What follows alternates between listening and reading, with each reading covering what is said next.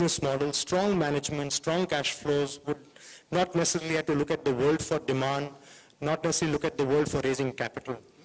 So I think if you really look at my own experience and my own evolution, I don't think it's been a straight-jacketed one. I don't think it's been a single path or a single-track one.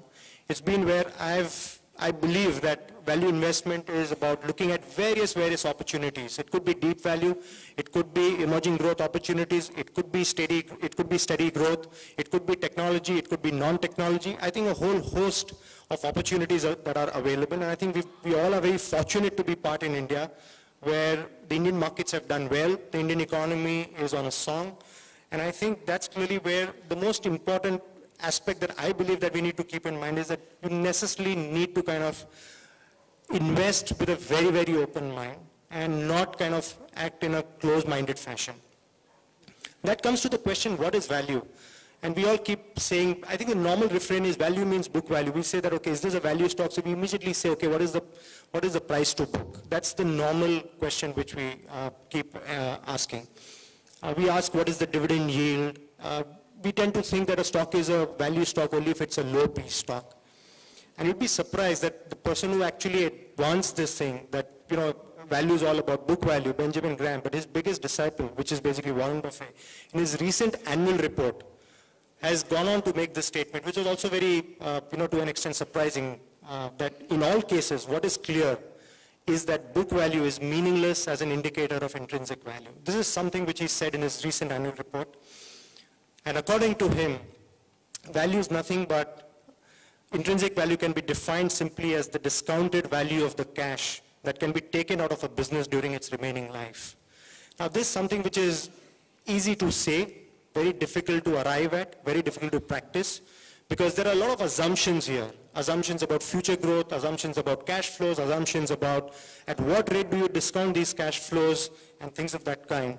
But nevertheless, I think in my experience, this is probably the best measure. And if you as a value investor can arrive at basically the discounted value of the cash flow of any business, I think there is no substitute for this. But as I said, this is easier said than done.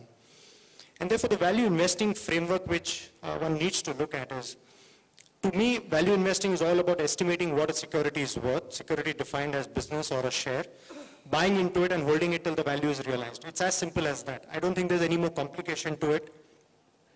And therefore, what do you look at a company while arriving at its worth? I think to me, the first thing that you need to be very clear as a value investor is, what does this company represent?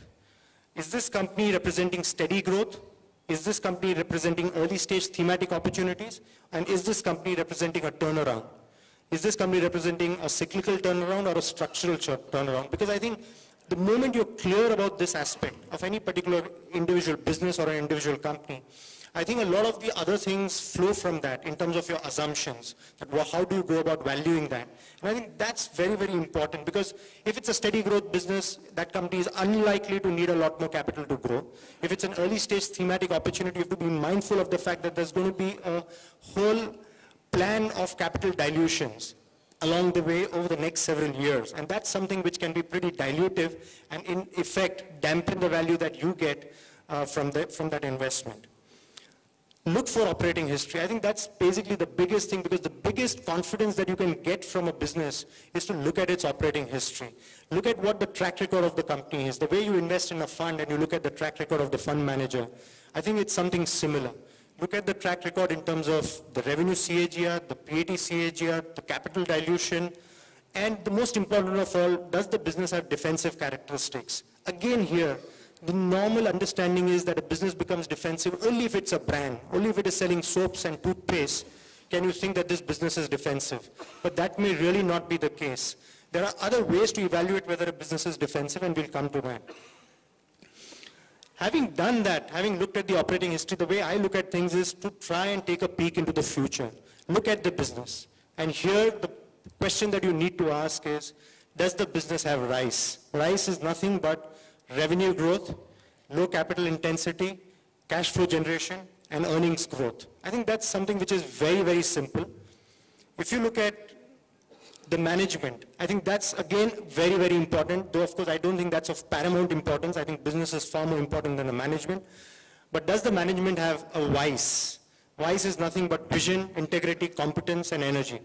This, I would say, is more relevant when you're looking at emerging thematic opportunities, because at that stage, you really don't have a very long operating history to look at, and therefore, your evaluation of the management has to be tremendously correct, and that's really where you really make your big buck. And if basically the management does not have these four things, I think it's unlikely that the management will be successful in scaling up an emerging opportunity.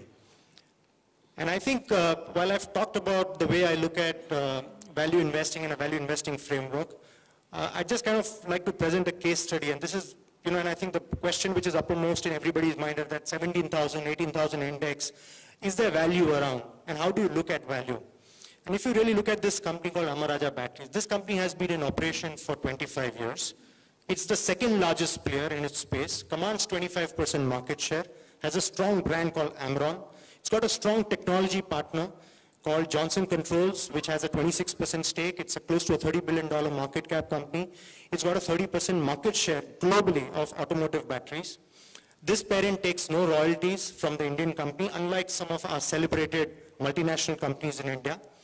If you look at its operating history over 10 years, 32% CAGR in sales, 25% CAGR in terms of PAT, no equity dilution in the last 10 years, and therefore this is not a company which goes about doing QIPs and placements and FCCBs and GDRs and ADRs. So obviously it's not a delight for investment bankers. Free cash flow positive company, and I think it's beautifully poised to capture the growth which is there in the economy in the automotive segment, the non-automotive segment. Market cap 1,450 crores, revenues close to 1,400 crores, PAT close to 150 crores, net profit margin 11%, 17 rupees EPS, debt equity 0.4, ROE 31%, P 9.8%, and price to free cash flow 16.5 times. So I think clearly if I were to kind of really look at how do you apply the value investing framework, I think this is one example of value, not saying that this is the only example, but I think there are several examples. But I think this is the way I really would look at how you go about identifying value and investing into value. So I think at the end of it, I'd like to say that remember, especially from my experience, investing is both a science and art. One size does not fit all. You don't need to bracket yourself saying I'm an old economy investor, a new economy investor, I'm only a growth investor, I'm a non-growth investor, I look at only book value or I look at only dividend yield. Have an open mind. And I think the most important principle for value investing is don't overpay. Of course, again, easier said, but I think that is very, very important. Do your homework well. And I think that's clearly where the conviction comes in. That's where the patience comes in. And I think if we broadly stick to all of this, and this is what I believe through my own experience, I think value will unfold for all of us here. Thank you. Thank you very much. I would like